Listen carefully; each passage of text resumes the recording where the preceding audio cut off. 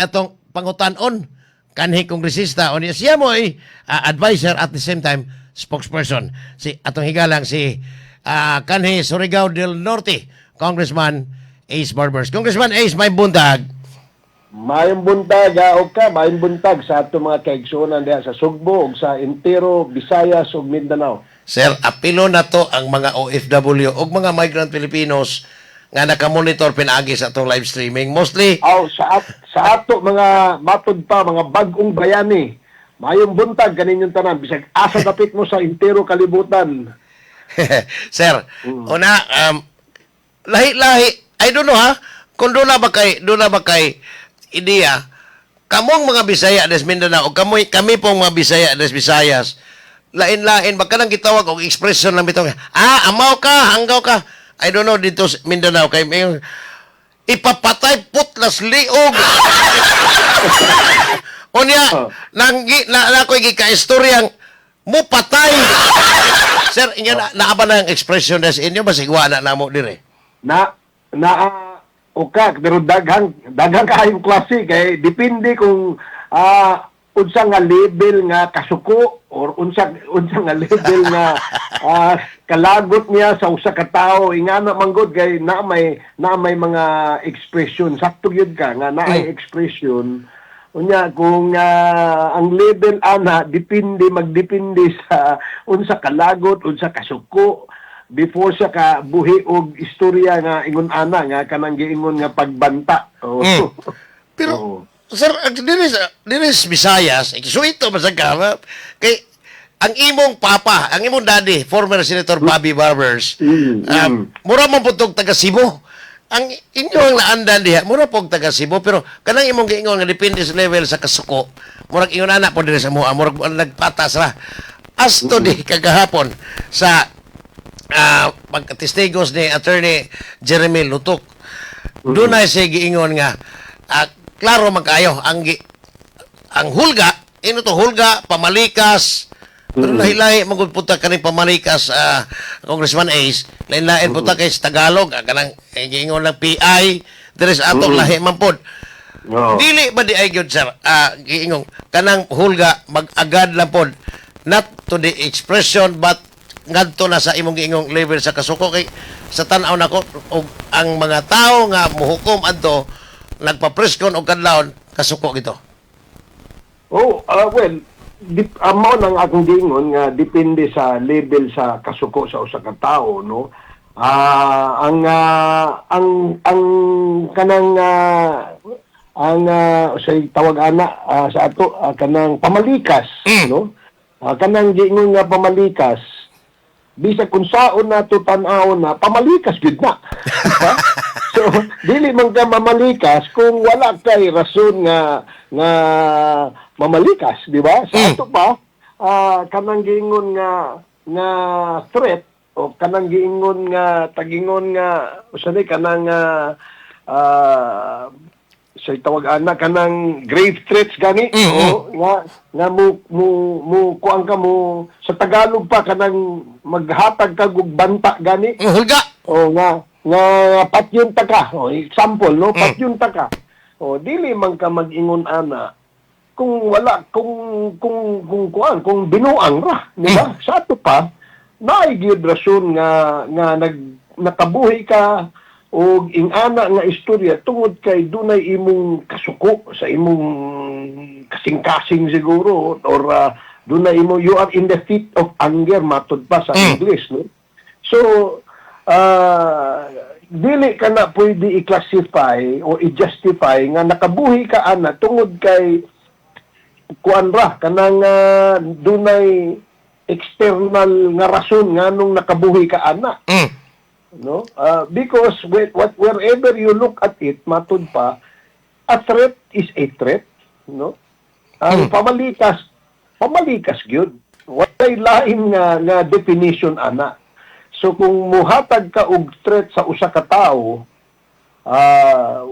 mas dako nga sala kung ang pag-threaten or ang threat gikan sa usa ka public official Di ba kay kita, di ba, mupili magyud ka ato mga leader, ang atong piliyon kanang idol gyud nato, di ba?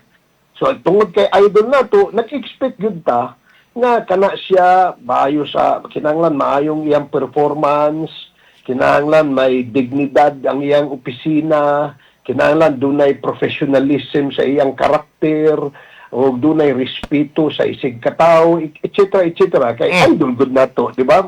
Matud pa ideal ang usa ka leader na atong gisuportaran tungod kay idol gud nato. Sir, Diba? kagahapon atol sa inyong press conference kita ko sa imong statement nga matud pa nimo nga kining Article 4 kaning pagpanghulga inyong imong giklaro nga pag ilan kung sibo pa ba or fit pa ba ang Vice Presidente nga mugunit og dakong katunglanan sa nasod. Sir, unsay pasabot nimo ni Congressman Ace? Well, that is correct, no? Kay kanang proseso sa impeachment nga gitawag, no? Dili ka na usa ka proseso aron mapriso ang atong gi-impeach, no? Ang penalty ana is removal from office. Unya perpetual disqualification from holding any public office. Pwede ka, di na ka pwede ma-appoint, di na ka pwede bisag udagan kag kagawad sa barangay, di na pwede kay perpetually disqualified na ka. Now, siyempre, kanang akong giingon kahapon nga ang proseso ani kung angayan pa ba na ang usa ka public officer o public official sama ni Vice President Sara Duterte fit pa ba na mulingkod sa iyang pwesto human sa iyang gibuhian na mga pagtreten sa kinabuhi sa atong presidente, sa atong first lady, sa atong former speaker. So kung ma-desisyonan gyud, mahukman gyud sa atong impeachment court na kana mga gibuhian mga statement dili angayan na mugikan sa usa ka vice president, therefore dili siya fit na magpadayon sa iyang opisina, kana mo'y mahitabo sa iyaha na matangtang sa opisina pagka VP unya perpetually disqualify na siya from holding public office. So, sir, mo follow ba ni ini? Pareha tong as in the case ni kanhi Presidente Erap Estrada mo after the removal, assuming sir, for the sake of discussion lang, ato lang ibase atong kang Erap, after sa removal, pwede bang mo follow dayon ang kanang gitawag og criminal nga mga kaso? Kay kining maong kaso kaning impeachment is administrative naman sa criminal nga kaso, sir, mo follow ba right after aning impeachment trial, whatever happen kung absuelto or guilty, pwede ba din siyang filean o criminal? Yes, pwede, no? Pwede kay kuan man na kanang criminal offense, no? Pero ang giuna kanang impeachment na which is administrative. After sa atong administrative, diya pa musunod kanang giingon nga criminal, no? Na trial, criminal na kaning kanang criminal prosecution. So, mao nang mahitabo sa sunod. Okay, dili man pwede nga human sa impeachment, matangtang sa pwesto, human na. Dili pwede. Kay kung dunay mga criminal offense nga nakumit, ang usa ka public official, dili buot pasabot na human siya matangtang sa pwesto, di na magpadayon ng iyang kaso. Mo'y nahitabo atong Erap, di ba, sir? Oo, pero dunay conviction ni Erap. Gipardon lamang siya ug sa nakabalik siya pagka mayor sa Manila. Sa Manila, di ba? Kaya napardon man siya ni GMA. former President GMA. Sir, di lang ko i-clarify, may tagdi lang po may maapil ani mga Cebuano. Kaya naamang ko katong atol sa press conference, sa video nga gipresentar kagapon nga ningon si Vice President Sara nga this country will go to hell. So, ang bot pasabot ani sabi niya natong mga Cebuano nga kining maong nasod padung gini sa impyerno. Di pa may musugod mga Cebuano ang apilon migdadid to. Sir, unsay balik ko explain ani katawunon man sir but kanang literal na to nga kumpara sa mga ordinaryo po natong mga tigpaminaw. Well, correct, no? Murag kulba na, no? kulba na mapadung ta sa ato sa impyerno kay siguro that is the opinion, no? Opinion na siguro sa atong Vice Presidente kaniadto kadtong nakabuhi sa ana na statement tungod kay na siguro siyang basihan. Pero dili man na tinuod nga padung tay sa impyerno kay doon na pa may mga gobyerno nga nag-alagad o nag-amuma sa katawhan Pilipino, no? So daghan pa mga programa nga wala pa lamang siguro maimplementar unya ang ato mga kaigsuonan wa pag yun nila masinati, no? The moment nga ma-implement kini mga programa, nakita nato nga serious ang atong gobyerno sa pagtabang, pag-amuma, pag-alagad sa atong katawhan, siguro that's the time nga mawala sa hunahuna, no, sa atong mga lideres nga kitang ang atong nasod padung sa impyerno.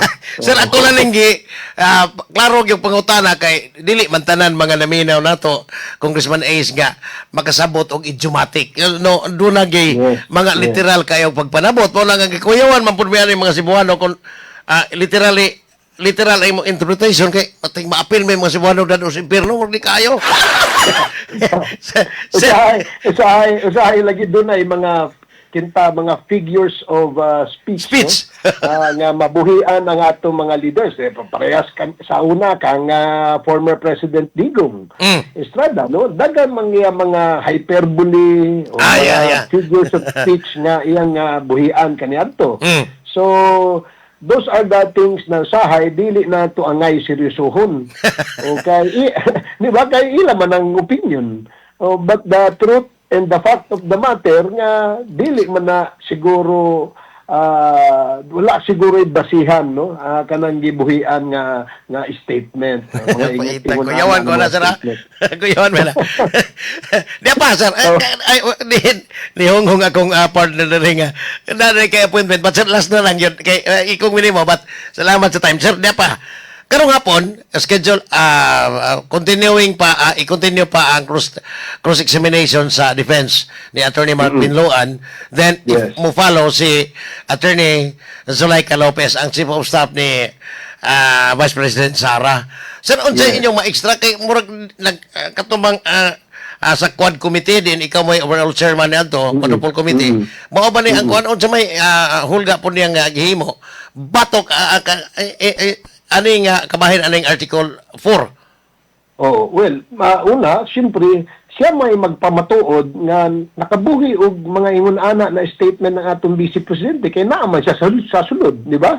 Tapad bitaw sila ni Vice President Duterte katong time nga live streaming sila. As 4 sila. Usa ka video conference, no? So number one, siya may magpamatuod nga tinuod na nakabuhi ang atong Vice Presidente na mga threats, no, against the President, etc. So ikaduha, siya siguro mo explain nganong kay matud pa sa defense panel justified kuno kanang threat, no, nga gibuhian sa atong Vice President, which is not true, no.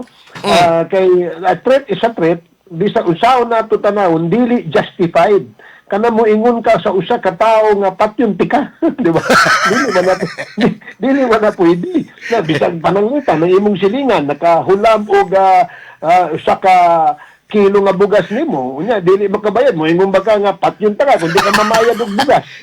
So kung kayo depende di ay sir kay kanang gitawag nilang dunay limitasyon. Bisa kamong mga veteranong magbabalaod, kanang gitawag og freedom of speech. Dili tanan masod diha. Matod pa sa mga naghapon si Attorney Ligutan is Bisaya. Si Attorney Jeremy Lontok, NBA Director, waray Bisaya gyapon. Only kato si Mark Binloan, Attorney Mark Binloan mo ari Tagalog. But sir, dili sa ang gitawag og duna da isukdanan or boundary ang gitawag og freedom of expression, Congressman Ace. Yes, the freedom of expression enshrined in the Constitution dili absolute. Dili absolute, no? Especially kung ang imong gi-express na gibuhian nga statement nakalapas sa usa ka balaod nga giingon lagi nato nga great threats, di ba? So dili pwedeng tugutan kini o manormalize kini na mga klase na mga statement. Kay una-una kung isa ka barangay tanan kita nya every time magkita ta sa buntag, oy mayong buntag patinti ka, di ba pwede ba? Di ba? Oy, ang imong utang sa ako, bayarin ako kay wa ko matamliti. Ikaw bayad, huwag ka tigaliog.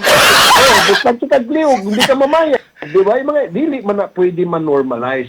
That's the reason nga doon ay balaod nga ginadili ka na mga ingon ana. So, because this is not allowed under the laws that sa ato karon unya ang atong